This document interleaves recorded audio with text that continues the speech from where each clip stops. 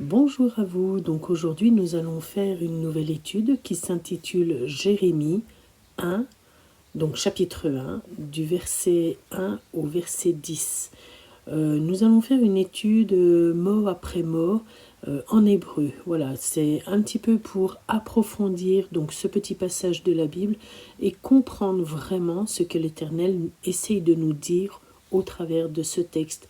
Bien sûr, il s'adresse avant tout à Jérémie, mais vous allez voir que vraiment, il s'adresse aux enfants de Dieu dans leur généralité. Jérémie chapitre 1 verset 1. Parole de Jérémie, fils de Hilkidja, l'un des sacrificateurs d'Anathoth dans le pays de Benjamin. La parole de l'Éternel lui fut adressée au temps de Josias, fils d'Amon, roi de Juda, la 13e année de son règne, et au temps de Joachim, fils de Josias, roi de Juda, jusqu'à la fin de la 11e année de Sédécias, fils de Josias, roi de Juda, jusqu'à l'époque où Jérusalem fut emmenée en captivité au 5e mois.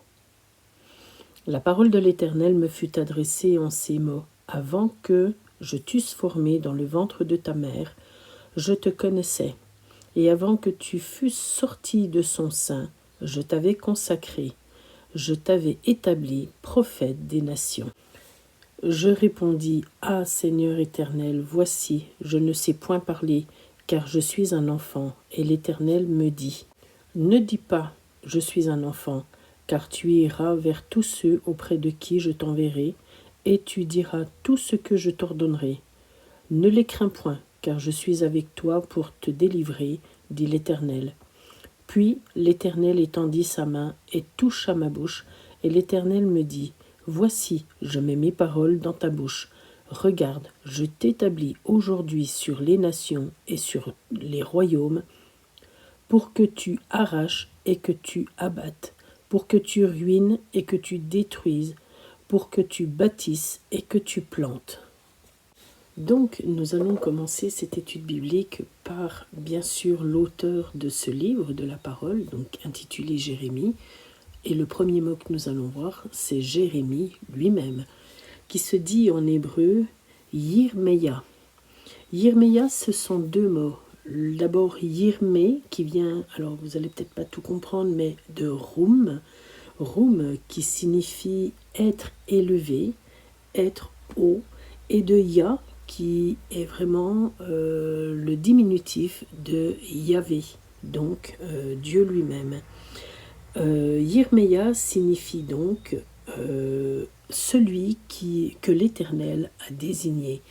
Donc, en un mot, Dieu a pris Jérémie, il est allé le chercher dans son enfance et il lui a dit « Je t'ai désigné pour telle mission.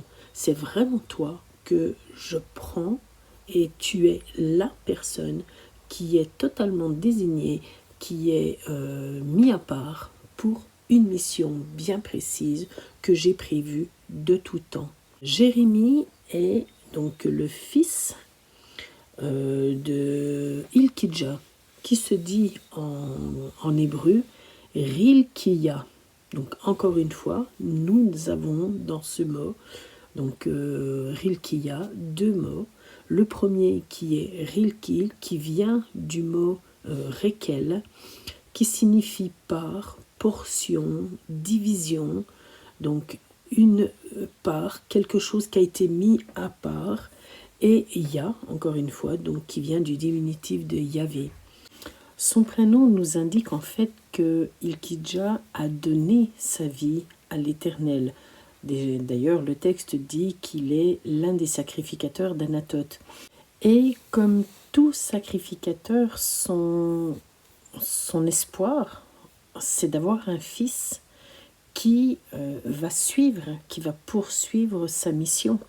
Donc, sa mission de sacrificateur. Si l'on continue avec le mot suivant, le mot Anathoth, nous voyons et nous constatons que cela signifie réponse à la prière. Rendez-vous compte, nous avons une personne qui s'appelle Hilkidja, qui habite Anathoth, qui signifie réponse à la prière. Donc cela signifie, nous dit que Hilkidja a fait une prière à l'Éternel, peut-être une prière en secret, mais en tous les cas, il l'a faite. Cette prière était d'avoir une descendance qui poursuivrait sa mission. Cette descendance, il l'a eue, elle s'appelle Jérémie. Enfin, l'un de ses fils s'appelle Jérémie, puisque bien évidemment, il n'a pas eu que Jérémie. Jérémie signifiant « il est ma destinée », il est destiné à quelque chose. L'Éternel a répondu à Hilkidja en lui disant « je te réponds et tu auras un fils ». Sauf que ce qu'il ne savait pas, c'est que ce fils allait avoir une destinée bien particulière. Vous savez, en lisant le texte de Jérémie, qu'il a passé beaucoup de temps en prison. Donc, c'est vrai que lorsqu'on a un enfant, on n'espère pas vraiment qu'il passe beaucoup de temps en prison. Vous savez aussi, en lisant le texte, que finalement, il n'a pas continué ce qu'il déjà a fait. Il n'a pas été sacrificateur du Dieu très haut dans le temple. Dieu l'a utilisé à l'âge de 17 ans, à peu près 17-18 ans. Il est venu vers lui pour lui dire « Tu vas me servir de telle façon ». Donc vous voyez, les prières que l'on fait parfois, Dieu y répond, mais elles ne sont pas forcément comme on le pense, nous. Dieu va répondre en disant « je vais te donner ce que tu demandes », mais peut-être que ce que Dieu nous donne n'est pas forcément pour ce que l'on espère, nous. Il faut y réfléchir un petit peu. Nous poursuivons avec le mot Benjamin, qui signifie « fils de ma main droite », fils de félicité, fils de ma main droite. Donc en fait,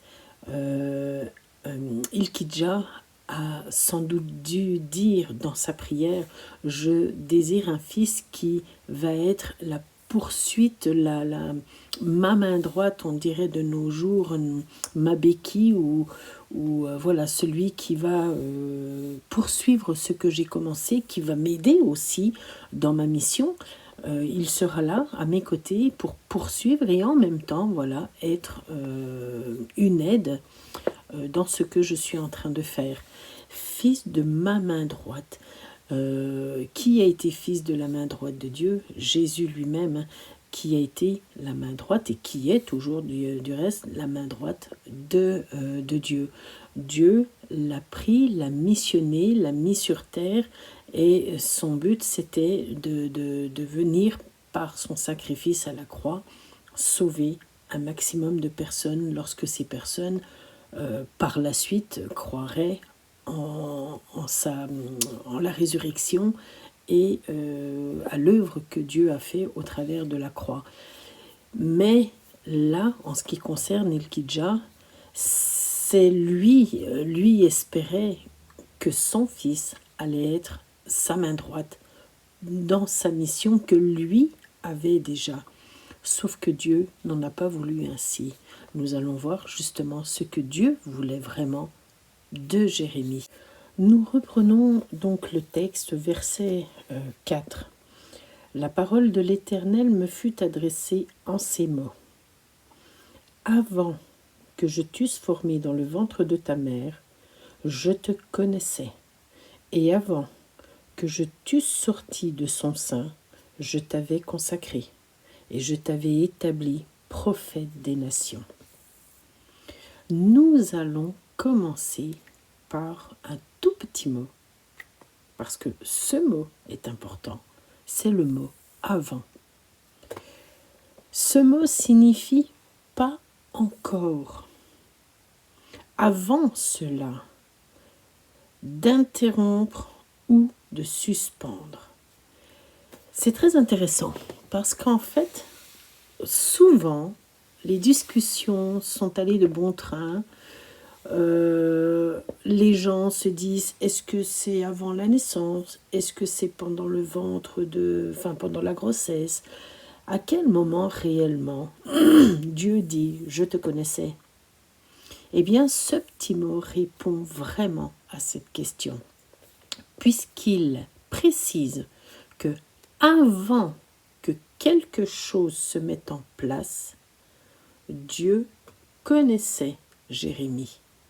Donc il y a eu une période, il s'est passé quelque chose et il y a eu une autre période.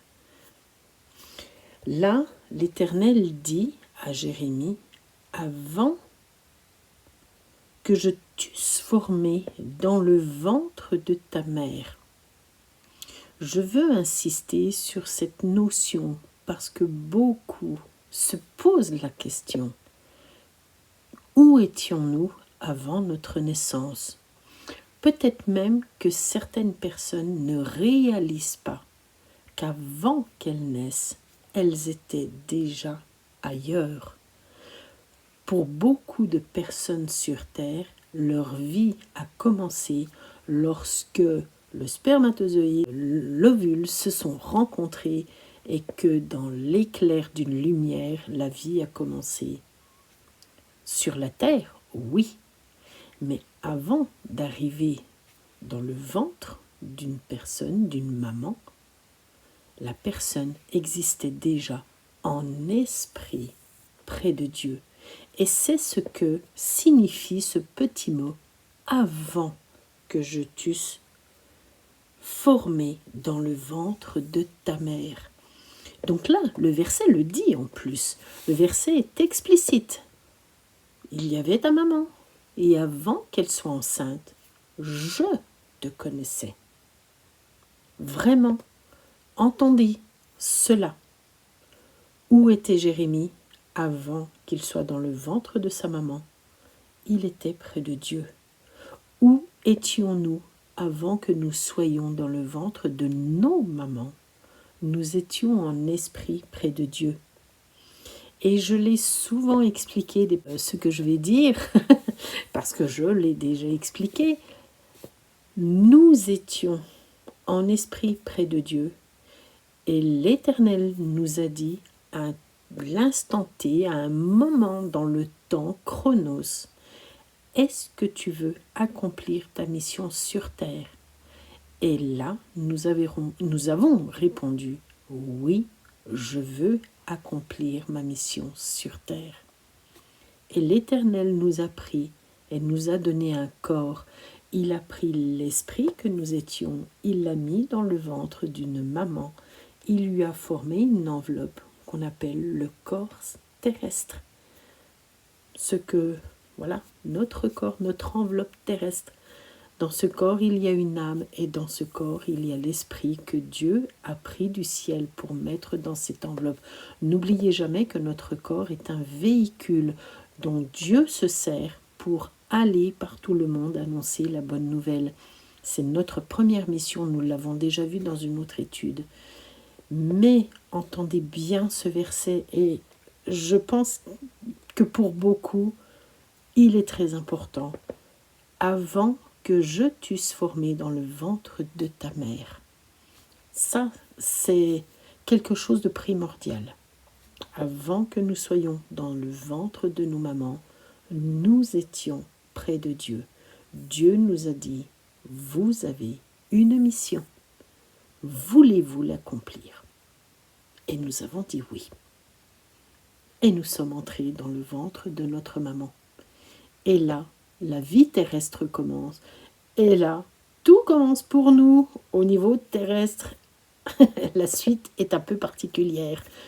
C'est ce que nous allons voir. Le mot suivant est le mot former, yatsar.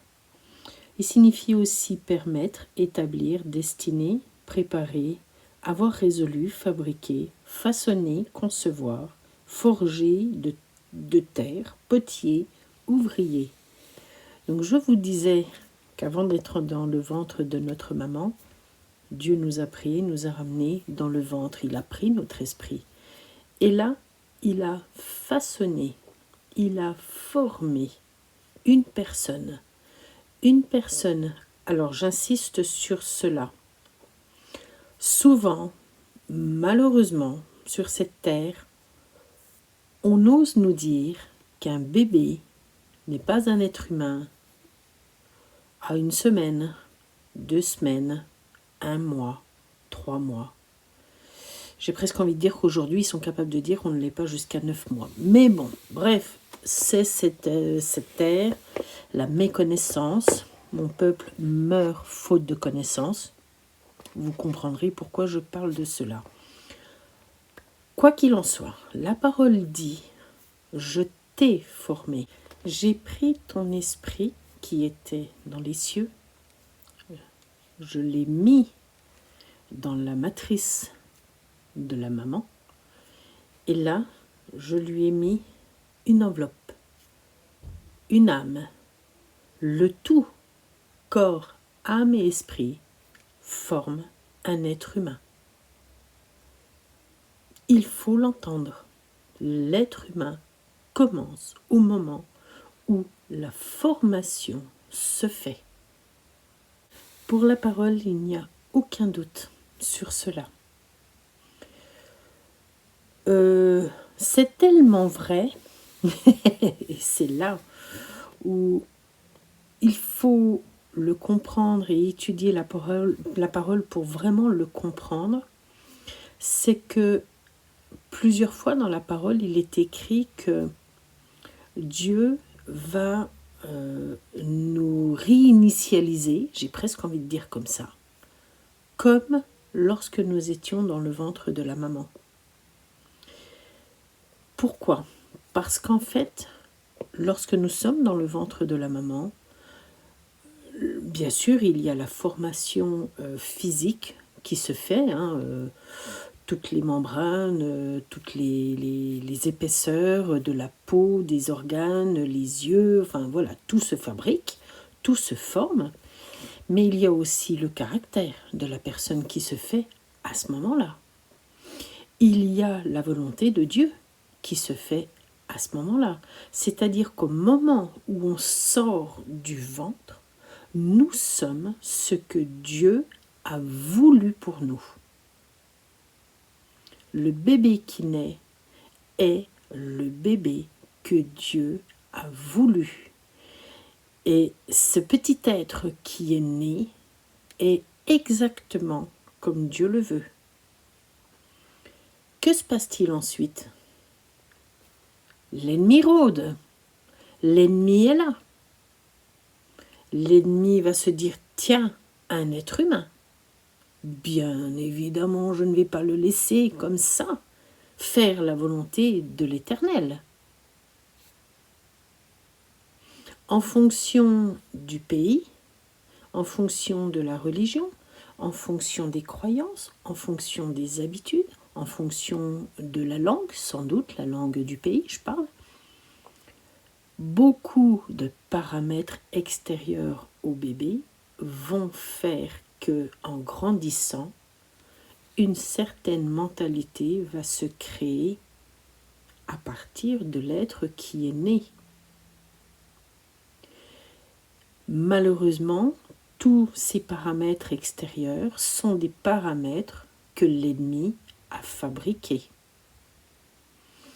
Tout a été fait pour que l'enfant qui est né se perde dans une religion, dans des coutumes, dans des habitudes, j'ai presque envie de dire dans un niveau social. Enfin voilà, beaucoup de choses, beaucoup de paramètres qui vont malheureusement perdre l'être humain dans la vie de tous les jours. Et il va sans doute falloir des années pour que cet être humain retourne, redevienne ce qu'il était dans le ventre de la maman. Parce que dans le ventre de la maman, il a encore la mémoire de la mission qu'il doit accomplir. En sortant du ventre de la maman, il est façonné comme Dieu le veut, avec en mémoire la mission qu'il doit accomplir. Sauf que tout ça va se perdre. Et l'ennemi, bien évidemment, sera là pour perdre tout ça. C'est son rôle, entre guillemets. Je mets des grosses parenthèses. L'Éternel a dit, toi, tu me serviras. Jérémie, son prénom était destiné. Tu es désigné pour telle mission. Donc l'Éternel, lorsqu'il a fabriqué Jérémie, il lui dit, avant que je t'eusse formé dans le ventre de ta mère, je te connaissais. Je savais quelle mission tu allais accomplir. Je savais qui tu étais complètement. Et le verbe connaître dans ce texte, c'est le verbe yada, nous allons le voir par la suite, qui n'est pas n'importe quel verbe. Et lorsque nous allons nous convertir un jour, nous revenons à cet être initial. Jérémie, j'ai presque envie de dire, sa conversion s'est faite à l'âge de 18 ans. On ne parle pas de conversion du temps de Jérémie puisque Jésus n'était pas encore arrivé sur terre.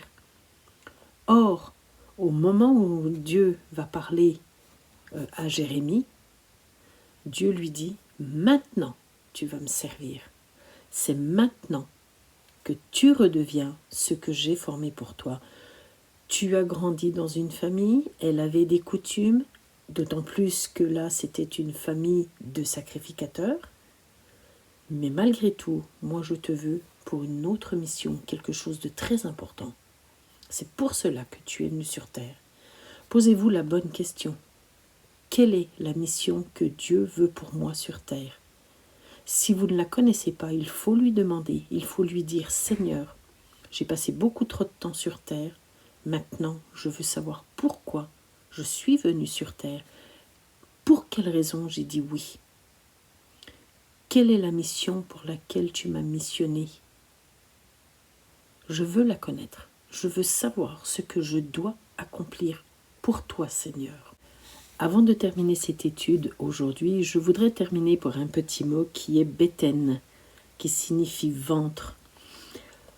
J'aurais pu me passer de l'expliquer là, puisque nous en avons parlé juste avant, mais il est très important quand même, parce qu'il dit bien « avant que je t'eusse formé dans le ventre de ta mère ». Et là, ce mot signifie entraille, sein, féconde, conçue, enfante, origine, grossesse. On parle bien de la procréation, de la gestation, de la grossesse, comme toute femme enceinte la connaît. On parle bien d'une grossesse qui dure 9 mois. Voilà, je voulais vraiment insister sur ce mot, en parler avant de terminer cette étude. Nous parlerons de la suite plus tard. J'espère que cette partie vous a intéressé et je vous dis à très bientôt. Que Dieu vous bénisse.